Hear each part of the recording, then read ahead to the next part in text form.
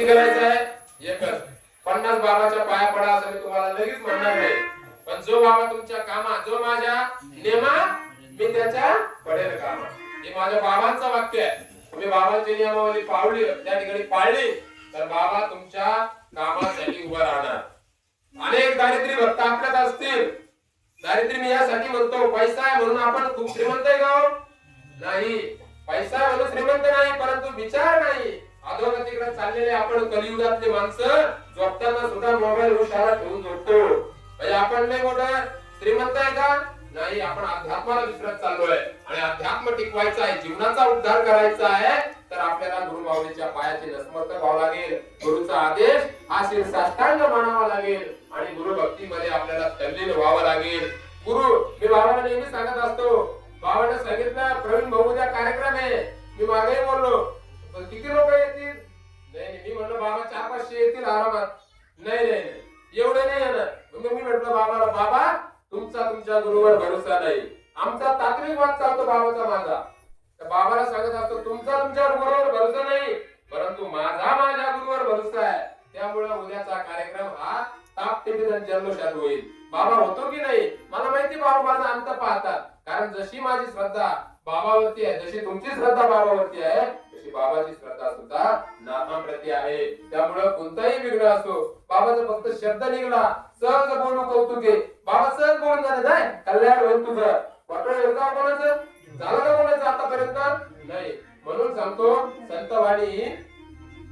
संतवाणी ही कशी असते सिद्ध असते आणि मी बाबाला सिद्ध संत का म्हणतो सिद्ध संत का म्हणतो वाणी बाबाची माझ्या सिद्ध आहे माता माऊल्यांना तुमच्या पायाला हात लावून सांगतो मनापासून श्रद्धा ठेवा माझ्या गुरुच्या मुखातून निघालेला एक शब्द जरी या ठिकाणी खोटा ठरला तर मी काही इथं हा भारत सोडून जाणार नाही माझा विजा निघालेला नाही मी भारतातच राहणार आहे ज्या दिवशी माझ्या गुरुच्या मुखातला शब्द खोटा ठरेल त्या दिवशी बड बदला तुम्ही मला धरून काहीच हरकत नाही एवढी श्रद्धा मला माझ्या बाबाबद्दल आहे एवढा आत्मविश्वास मला माझ्या बाबाबद्दल आहे आज एक ग्रस्त आले होते या ठिकाणी आपला नंदी महाराजांना घेऊन योग बघा आज गुरुदत्त पौर्णिमा प्रभू दत्तात्रयांचा जन्मदिवस आहे आणि जन्मदिवस असताना त्यांनी सांगितलं नंदी महाराज आमचे कशातले ते शमीगोंडा काय म्हणता तुम्ही शंकरपट म्हणतात त्याला शुद्ध भाषेमध्ये तर शंकरपटामध्ये तो काही पळत नाही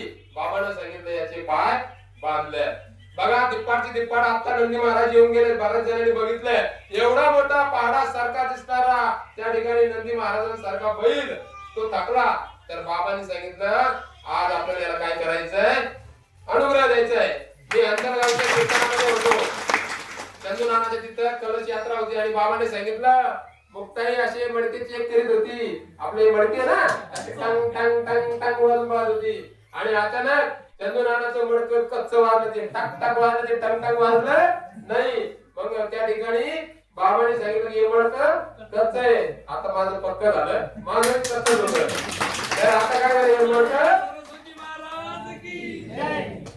आता हे मडकं पक्क झालं आणि आता बघा पुढचा विषय तुम्हाला सांगतो पण त्या अगोदरचा विषय नंदी महाराजांचा पूर्ण करतो तर बाबा त्या ठिकाणी गेले आणि बाबांनी सांगितलं याचं नाव काय तर त्याचं नाव होतं विघ्नहर्ता बघा विघ्नहर्ता बाबांनी सांगितलं आज मी याला अनुग्रह दिला आणि बघा केवढा चमत्कार माझ्या गुरुमाऊलीचा अनुग्रह दिल्यानंतर नंदी महाराजांनी सुद्धा मान हलवली बाबांनी सांगितलं चाळे करू नको महाराजांनी सांगितलं आता करणार नाही बाबा कुणी नंदी मैदानी हे ज्याला कळलं त्यालाच कळलं नाहीतर देवाचे जवळून देऊन जातील महामंडळाच्या गाडी सारखे तुम्हाला दिसणार नाही तुम्ही म्हणशाल जाऊ द्या रोजचं जे आपलं पिंपाम चले जाऊ नाही का तर असं नाही बाबांनी त्याला अनुग्रह दिला आणि बघा मोठ्या आनंदाने नंदी महाराजांनी सुद्धा अनुग्रह स्वीकारला त्याला माणसालाच फक्त नाही संत ज्ञानोबा रायांनी रेड्यामुखी वेद बोलविले होते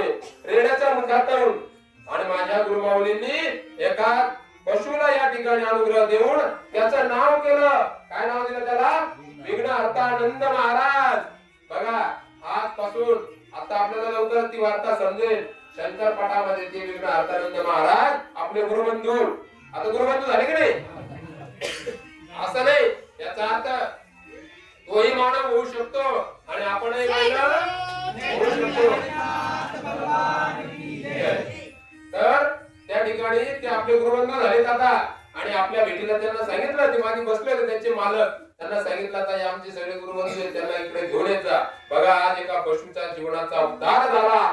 त्याच्या पायाचा काय त्या ठिकाणी पिकअप, त्याचा पिकअप कमी झाला आणि त्याचा एक्सलेटर वाढवण्यासाठी माझ्या गुरुने त्याला काय केलं, अनुग्रह दिला. जाय बाबा पळत राह. बघा जर एका पशुचा पिकअप वाढू शकतो बाबाच्या मंत्रानं, तर तुमचा आमचा पिकअप का बरं वाढणार नाही? बरोबर की नाही? एक्सलेटर बदलायची गरज नाहीये. गुरु आपला करून घ्यावा, त्यांच्याकडून आपण काय घेतलं पाहिजे, अनुग्रह घेतला पाहिजे. बघा तिथे बसलेले पैकी बाबांच्या या ठिकाणी वाणीतून किती जणांनी अनुग्रह घेतलेला आहे? बरं ठीक आहे, हरकत नाही.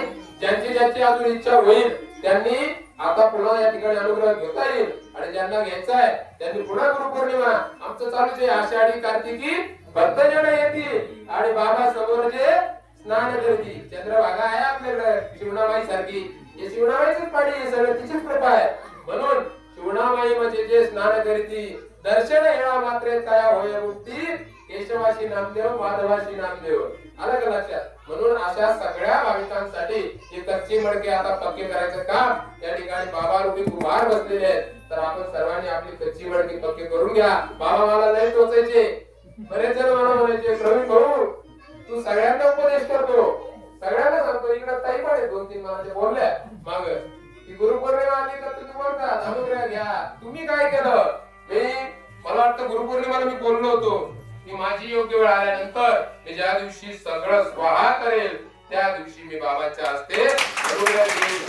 आजपासून म्हणजे गेल्या 3 दिवसांपासून आम्ही असं ठरवलं, जीवनामध्ये मानेवर जरी सूर्य आली तर खोटं बोलणार नाही. सोडलं पापांना मिळालेला पैसा स्वीकारणार नाही.